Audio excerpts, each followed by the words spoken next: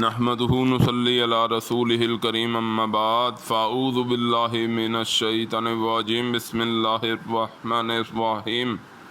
سورہ بقرہ آیت مبارکہ نمبر 46۔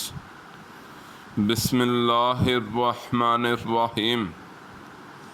الذین یظنون انہم ملاقو ربہم وانہم الیہ راجعون۔ آمنت باللہ وصدق اللہ العظیم۔ ترجمہ: وہ لوگ کہ جانتے ہیں یہ کہ وہ ملنے والے ہیں پروردگار اپنے سے، اور یہ کہ وہ طرف اس کی پھیرے جانے والے ہیں۔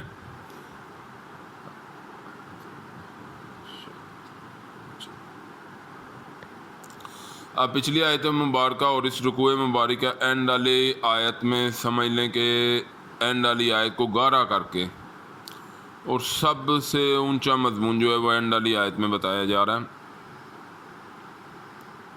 اینڈ والی آیت سے مراد اس رکوع کی اینڈ والی آیت،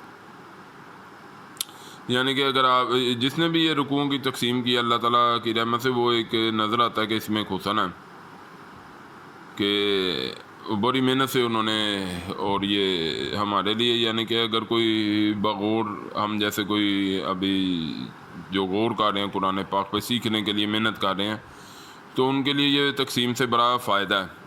تو اس حساب سے میں کہہ رہا ہوں کہ اس رکوع مبارک کی جو آخری آیت ہے کہ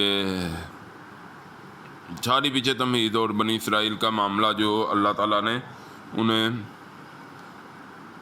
جو ان سے عہد قول و قرال کا معاملہ، پھر اس کے بعد جو کتاب کی تصدیق، قرآن مصداق بن کے آیا ہے توریت کی۔ توریت میں قرآن پاک کی خوشخبری موجود ہے، تو آپ اس وہاں سے شروع کریں دیکھنا، اور پھر مختلف طرح کی جو اخلاقی گراوٹیں انسان میں ہو جاتی ہیں ان سب کو، نماز، زکوٰۃ، اور پھر جو سب سے پچھلی جو آیتوں میں ہم نے پڑھا ہے کہ کیا تم حکم کرتے ہو لوگوں کو اچھائی کا اور اپنے آپ کو بھولے جاتے ہو، کہ یہ ایک عام برائی ہے جو انسانوں میں پیدا ہو جاتی ہے کہ کسی کو واعظ اور نصیحت کر کے وہ یہ سمجھ لیتے ہیں ہمارا کام ہو گیا، حالانکہ وہ تو قول سے آپ نے کہہ دیا نا، واعظ کر دیا، نصیحت کر دی، بالفعل تو آپ اسے اپنے جسم پر قائم کریں، جو آپ نے کسی کو کہا ہے وہ اپنے اوپر نفاذ کریں اس شریعت کا۔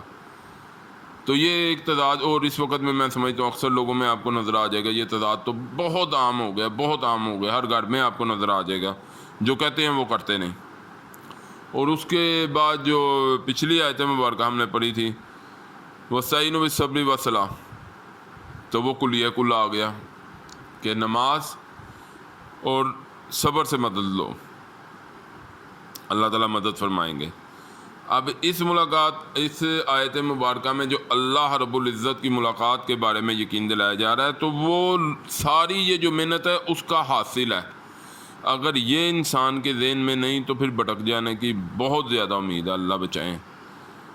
وہ لوگ کہ جانتے ہیں یہ کہ وہ ملنے والے ہیں پروردگار اپنے سے، اور یہ کہ وہ طرف اس کی پھیرے جانے والے ہیں، یعنی کہ روز آخرت، موت کے بعد کی زندگی، روز حشر کی زندگی، اس کے بعد باقی معاملات ہیں۔ اگر ان سب پر ایمان رکھتے ہو تو یہ پچھلی جو ساری اللہ رب العزت نے اپنی رحمت سے جو چیزیں سکھائی ہیں تو وہ ساری کرنے میں آپ لوگوں کو آسانی ہو جائے گی۔ وہ کس لیے کہ اللہ سے ملاقات کی آپ کو یقین دہانی کرائے آپ کا دل و دماغ، آپ خود اس کے اوپر شیطان کو کسی طور پر ان معاملات میں آنے نہ دیں۔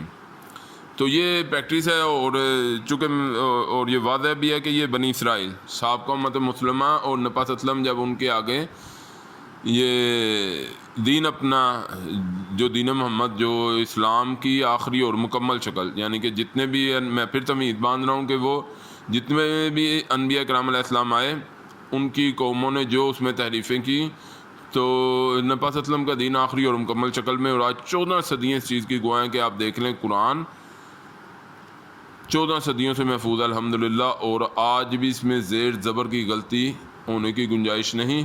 اس کی وجہ ہم امت نہیں، اِنَّا نَحْنُ نَزَّلْنَا الذِّکْرَ وَإِنَّا لَهُ لَحَافِظُونَ، یہ آیت مبارکہ جسے صدیوں سے ہمارے علماء کرام جانتے ہیں، اور اس آیت کی وجہ سے ہر کسی کا، کیونکہ قرآن کی آیتوں کے ذریعے ہمارا ایمان ہے کہ اللہ تعالیٰ نے کہہ دیا کہ ہم نے اس ذکر کو نازل کیا اور ہم اس کی حفاظت کرنے والے ہیں. تو آج 14 صدیاں گواہ ہیں کہ اللہ تعالیٰ نے اس کی حفاظت کیسے کی ہے.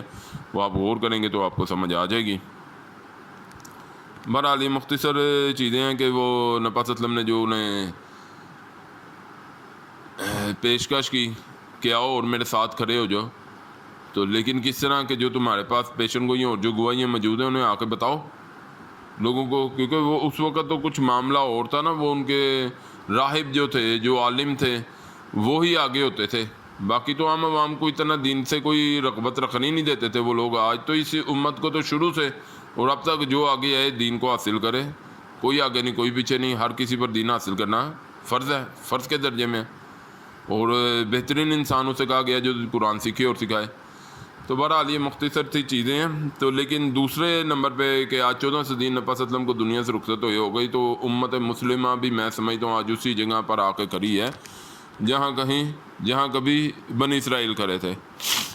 اب وہ تو روندہ درگاہ الہی ہو گئے نا, کہ وہاں ان کی جگہ تو نئی امت ہے, امت محمد صلی اللہ علیہ وسلم تشکیل دے دی گئی. لیکن آج 14 صدیوں بعد ہمیں یہ دیکھنے کی ضرورت ہے کہ ہم کہاں کھڑے ہیں. ان آیات سے زیادہ سبق ہم لوگوں کو لینا چاہیے اور اپنے قبلے درست کر کے واپس پلٹنا چاہیے اپنے دین کی طرف. اور یہ آیت اس میں بہت اہم کردار ادا کر سکتی ہے. وہ لوگ کہ جانتے ہیں یہ کہ وہ ملنے والے ہیں پروردگار اپنے سے, اور یہ کہ وہ طرف اس کی پھیرے جانے والے ہیں. بہرحال اللہ ہمیں سمجھ کی اور سب سے زیادہ